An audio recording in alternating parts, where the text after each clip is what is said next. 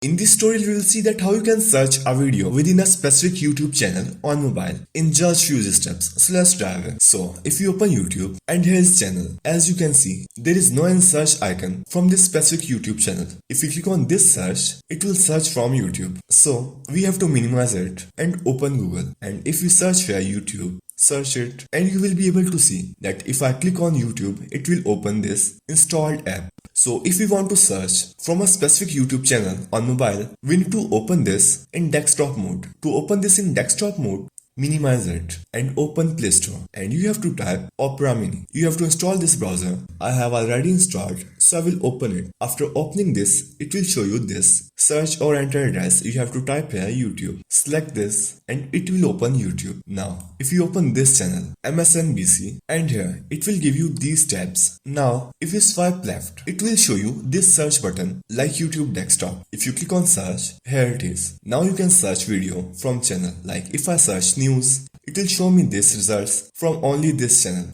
So that's how you can search a video within a specific YouTube channel on mobile in just few easy steps.